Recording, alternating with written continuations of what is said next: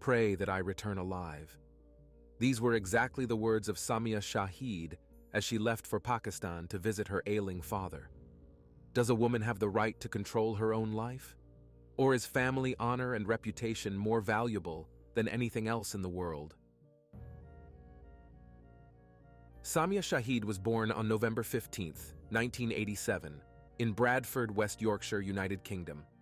Bradford is the sixth largest city in England, with an ethnically diverse population.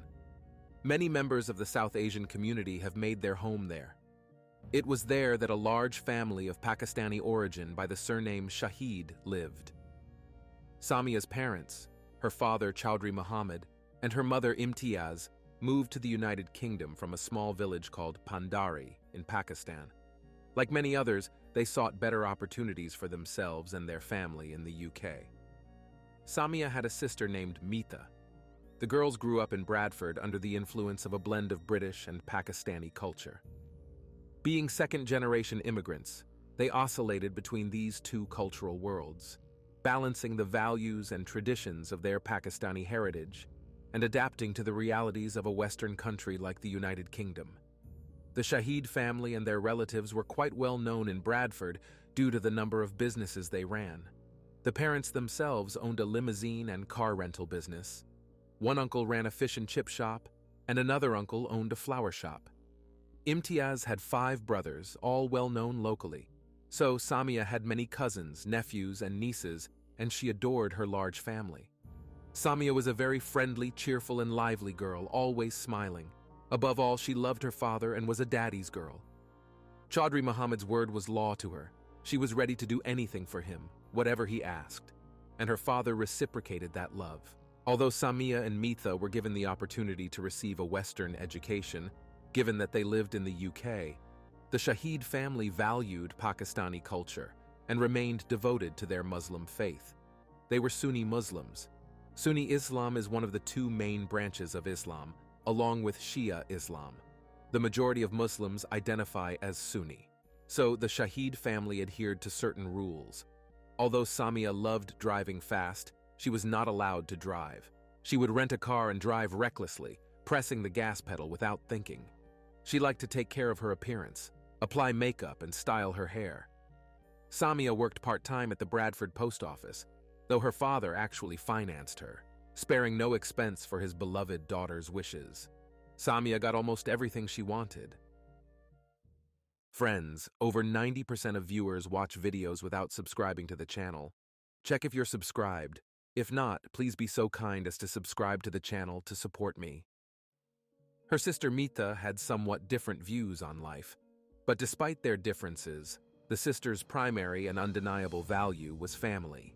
In Pakistani culture, family always came first, family above all, and although Samia seemed to get everything she wanted, her family's approval was most important to her. Whatever decision she had to make, it first had to be agreed upon with her parents and elder family members. Samia loved them deeply and didn't want to upset them, so she could never be truly open with them. She had to keep many things secret to avoid her father's anger. For example, the car races. In 2012, when Samia turned 25, her parents decided it was time for her to grow up. The free life in Western society had to end sooner or later. Her mother insisted that she should go to Pakistan to get married according to traditions. Arranged marriages are still quite common, and although Sunni Islamic faith does not strictly require it, it is still encouraged. It was no surprise when Samia's parents approached her with a proposal to marry a specific man. She agreed not because she wanted to, but because she felt it was important for her family. She took her culture and heritage seriously and did not want to disappoint her parents. Samia wanted her family to be proud of her, so in February 2012, it was decided she would marry a man named Chaudhry Muhammad Shakil. Shakil was not the person Samia would have chosen as her spouse. He was from their village Pandari in Pakistan and was Samia's cousin. She had known him since childhood and always regarded him as a brother, not a future husband. Moreover, he had just been released from prison for shooting another man over a land dispute. Marrying distant relatives among British Pakistanis is mainly to keep land ownership within the family. thereby expanding family estates. Her parents were also cousins who had an arranged marriage and made their marriage happy. To prepare for the wedding, Samia was taken to various Pakistani shops to buy whatever she wanted: magnificent outfits, fashionable jewelry, and matching accessories. Her father, Muhammad, paid for all of it. Samia shopped with interest and tried to get excited about planning the upcoming wedding. But deep down, she knew that money couldn't buy happiness. She wasn't truly happy with the choice of husband her parents made for her. But at that moment, she had to accept it. Samia knew her parents wanted the best husband for her, but deep inside she felt that marriage to Shakil would make her unhappy. At the same time, she couldn't tell her family, fearing to upset them, so she made every effort to appear happy. In mid-February 2012, when Samia boarded a plane to fly to Pakistan, she wrote a message to a friend, admitting she was making the biggest mistake of her life and couldn't believe it was happening. Later, her sister Mitha disputed many of these claims. She said Samia had several marriage proposals to choose from, and that she chose Shakil herself. Yes, it was an arranged marriage, but not forced. And there is a big difference between arranged and forced marriages. When Samia first arrived in Pakistan to meet her future husband, Shakil, she wrote to her friends that she couldn't even look at him and was happy she didn't vomit at the sight of her fiancé. Samia and Shakil had a lavish wedding. Many guests from Bradford came to Pakistan to congratulate the young couple and celebrate the joyous event. On February 27, 2012, a 4-day ceremony began with over 1,000 guests. As a wedding gift, Muhammad gave the newlyweds their own house, next to the family home in Pandari. After the wedding, Samia and Shakil moved into this house and lived together as husband and wife. The young wife couldn't reconcile with the idea of changing her life and settling in this small village. Nevertheless, Samia lived in this house with her husband for 4 months before returning to Bradford in June 2012 without her husband. Shakil stayed in Pakistan, waiting for immigration documents. Samia returned to England to apply for a spousal visa for her husband so he could become a British citizen. But she was in no hurry. Samia and Shakil's wedding in Pakistan was a nikah ceremony, a formal marriage contract according to Muslim customs. According to Sharia principles, this is considered a registered marriage and implies an agreement between a man and a woman made before witnesses and a cleric. However, British law requires specific legal steps to recognize such a marriage. One of these is holding a civil ceremony in the UK and obtaining a marriage certificate legally confirming the marriage. Thus, the nikah was not considered a legal marriage in another country without official documentation. After returning to the UK, Samia's friends noticed she had changed and was acting differently. She clearly harbored resentment towards her parents. Samia became nervous and agitated when discussing her husband Shakil. She felt he was constantly watching her. Even though Samia was in another country, Shakil insisted she call him daily via Skype video chat and stay in touch most of the day. The young wife felt trapped and in August sent a voice message to a friend saying she wanted to die, hated her life, and no longer wanted to be Shakil's wife. On the other hand, her relatives claimed that Samia boasted to everyone in Bradford about her lavish wedding and said she was happy in her marriage. Otherwise, why would she voluntarily take a flight back to Pakistan to Shakil if she were unhappy? These differing accounts suggested that the marriage was not as smooth as it seemed. After living with her husband in Pakistan for 6 months, Samia returned to the UK. This time her friends saw the old Samia, cheerful, happy, smiling, and sociable. But there was a reason for this. The young woman told her friends she had met a man named Syed Mukhtar Kazim, whose friends called him Ali. Ali was also from Pakistan, but he had British citizenship and worked in Dubai. They initially met online and became friends. Then they met in person in London in October 2013 and immediately felt attracted to each other. Ali embodied everything Samia wanted in a man. He was loving, caring, and kind. He understood her perfectly, and his feelings were mutual. Everything in his life made sense when Samia was around. They knew they risked each other's lives by being together, but they felt their love was stronger than the hatred and threats they faced and worth fighting for. Samia told Ali about her current situation, how she married someone she considered her brother and who controlled her. Ali couldn't understand how a loving father could turn his own daughter into an object for sale or exchange. Samia knew she wanted to be with Ali, spend her life with him, have children, and grow old together. To do this, she needed to divorce Shakil. She couldn't divorce through a British court since their marriage was not registered under British law. Samia and Shakil married under Sharia law, so they had to divorce according to Muslim customs. In May 2014, Samia asked Shakil for a divorce, but he refused. Under Sharia principles, for a marriage to be valid, both the bride and groom must give mutual consent. If it is found that one of them agreed to the ceremony under any physical, financial, psychological, or emotional coercion, the marriage can be considered forced and annulled. Samia approached the Islamic Sharia Council of the UK. She also converted from Sunni to Shia Islam, Ali's branch of Islam. She then visited a mosque to speak with a cleric. Under oath, Samia told him her first marriage was forced, done without her free will, and under family pressure. After receiving this information, the cleric wrote to Samia's husband, asking for his version of events. But Shakil refused to discuss their marriage, leading Mr. Kazmi, who was handling the case, to declare Samia and Shakil's marriage invalid. Several friends were with Samia when she signed the divorce papers. At that time, her family did not even know this was happening. This was strange, considering she lived in her parents' home in Bradford. Soon, Samia and Ali planned and organized their own wedding day. They secretly married in September 2014 in Leeds, with only a few friends present to help the bride prepare for the ceremony of the two lovers. The nikah ceremony was conducted by the same cleric, Mr. Kazmi, who had granted her divorce from Shakil. Samia and Ali's wedding day was a joyful day. The bride confessed to a friend that she felt like a princess and was truly glowing with happiness.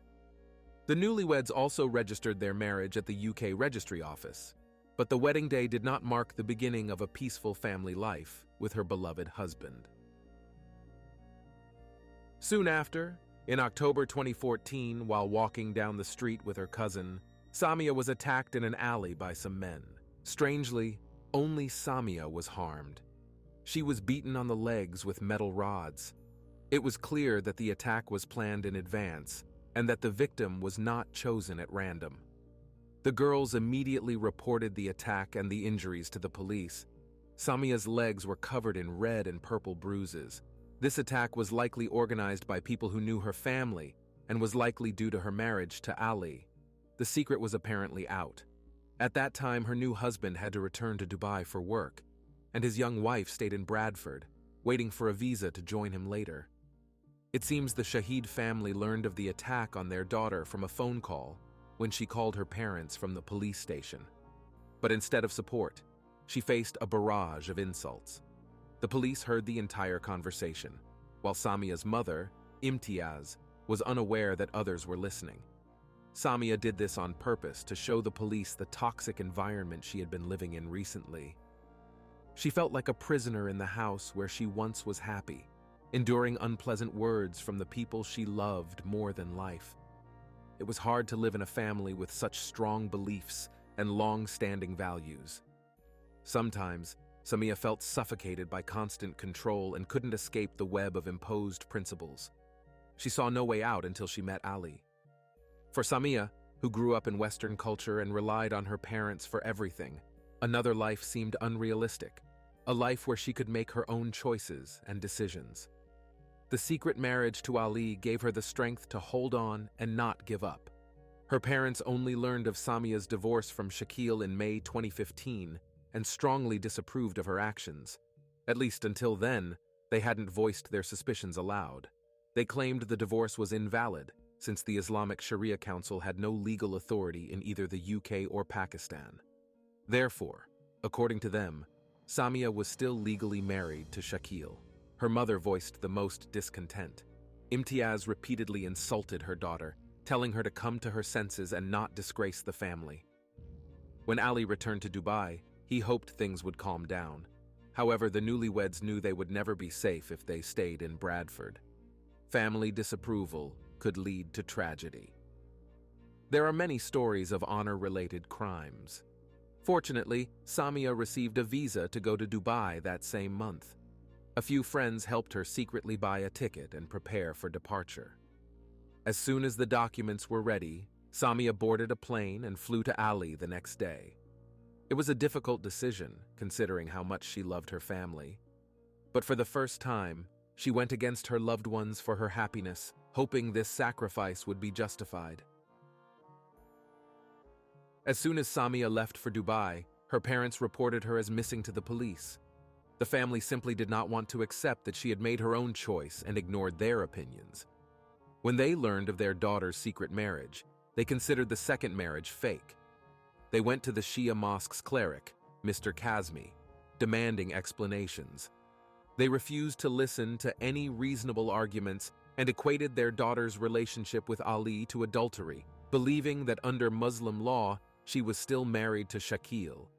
The Shahid family even went so far as to threaten the cleric for aiding in Samia's sin. Mr. Kazmi notified the police of the threats, and the authorities gave him some safety advice. Meanwhile, Samia was incredibly happy in Dubai. She loved the carefree, free life filled with love. She drove, cooked, and was deeply in love with her husband, Ali. Samia shared her happiness openly on social media. They couldn't wait to become parents. Samia longed for a child and wanted to be a mother as soon as possible.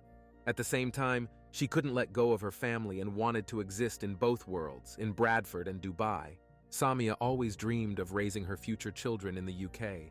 She wanted them to become British. She had spent almost her entire conscious life in England, surrounded by her large family, and couldn't imagine that this tension between her and her loved ones would last for the rest of her life. Samia talked to her parents almost daily, trying to convince them she wasn't to blame and just wanted to be happy. Every minute of her marriage to Shakil was a burden. She wanted her parents to love Ali as much as she did and accept her choice. More than anything, Samia dreamed of seeing her father with Ali, but unfortunately, her dreams were not to come true. Instead, Chaudhry Muhammad called the fake son-in-law and asked him to leave his daughter alone. Naturally, Ali refused, saying that Samia was now his legal wife and he would not renounce her. In Muhammad's eyes, the new husband had not become part of the family, partly because he was not a Sunni Muslim. Also, their marriage was conducted secretly without parental approval. Family reputation and honor are highly important in some cultures. Ali and Samia, in the eyes of her parents and other relatives, had disrespected the Shahid family, and now everyone would point fingers at them. In June 2016, Samia learned that Shakil's mother, her aunt, had died. Samia was very upset. She loved her aunt and wanted to go to Pakistan for the funeral. But she knew the trip would be risky and dangerous, especially since many, including Shakil's relatives, felt she had disrespected them and brought shame to the family. Ali advised against the trip, and she agreed it was better to stay in Dubai. Her father, Muhammad, also struggled with health issues. He suffered from diabetes. One day, Samia received a call from her mother and sister, Meetha. They said that while in Pakistan, their father's health had significantly deteriorated, and he might not have much time left. Samia could never forgive herself if her father passed away without her saying goodbye. So after much consideration, she made the final decision to go to Pakistan. Ali disagreed with her choice. He was very upset, but felt helpless. After all, it was her father. How could he stop her? If something happened to Chaudhry Muhammad and she wasn't there, Samia would never forgive herself. Additionally, Meetha had already booked her a plane ticket. Thus, feeling immense fear for his wife, Ali still drove her to the airport. He said she could still change her mind. Excited about the upcoming reunion with her loved ones, whom she hadn't seen in a long time, Samia assured her husband that she would be fine. They said their goodbyes. Samia boarded the plane and on July 14, 2016, flew to Pakistan.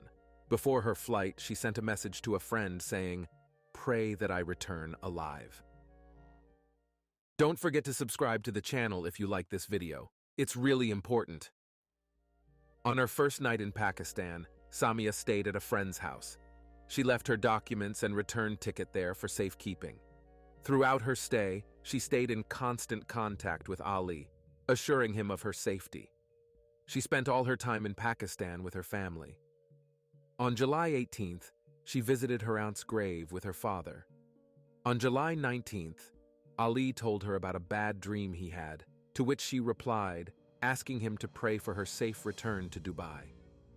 She was supposed to fly home in 2 days, but on July 20th, Samia stopped responding to messages. Ali's messages remained unread, and this silence worried him greatly. That evening, a distressed man called the Pandari police station, reporting his daughter's death. When the police arrived at the address, they found a woman's body at the bottom of the stairs. She was dead, and it was Samia. Her shoes were lying nearby, her handbag was at her feet, and her face was covered with a black scarf. Her eyes were closed, and foam was coming from her mouth. The caller identified himself as Samia's father, Muhammad. He told the officers that his daughter lived in this house with her husband, Shakil, and pointed to the stairs from which she had fallen and died. When the police asked where Shakil was, the father shrugged and said he didn't know. No one had seen him since Samia's death. A few hours later, Samia's mother and sister arrived in Pakistan, having heard of her death. An autopsy was immediately conducted, after which the young woman's body was handed over to her relatives. The Shahid family buried Samia the same day she died. Since the police report stated no injuries or visible signs of violence were found on the body, her death was not considered suspicious. Hasty burials are not unusual, as Muslim traditions and Sharia law require immediate burial if there is no dispute over the cause of death. News of Samia's death spread quickly, but reports were conflicting. Some said the young woman died of a heart attack or asthma attack, while others claimed she fell down the stairs and broke her neck.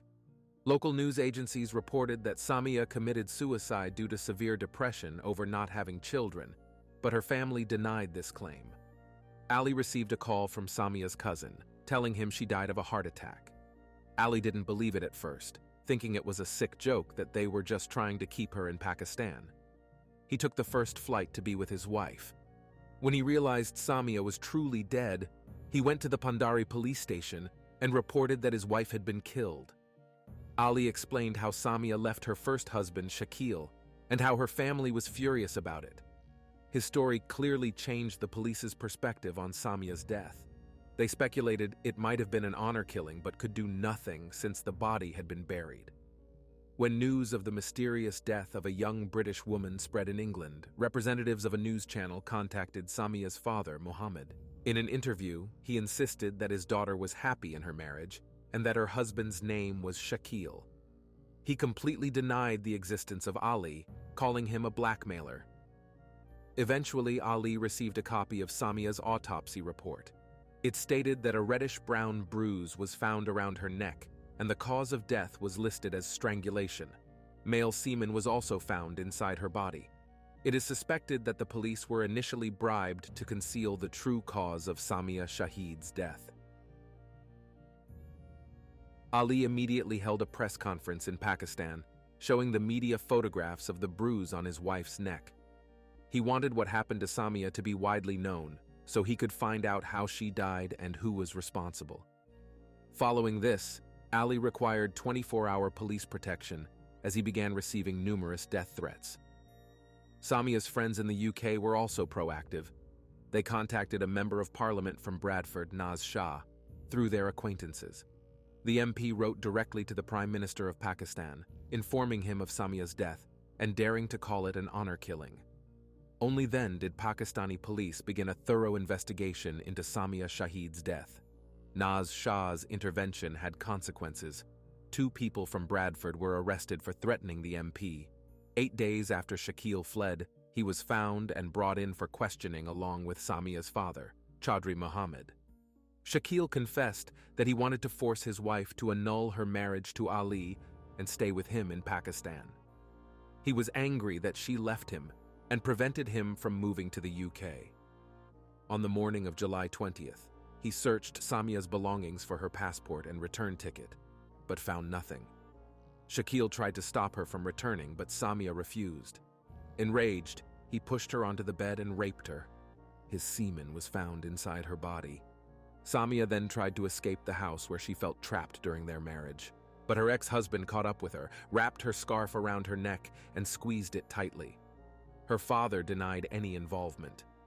This time, the police didn't believe the story of a happy marriage.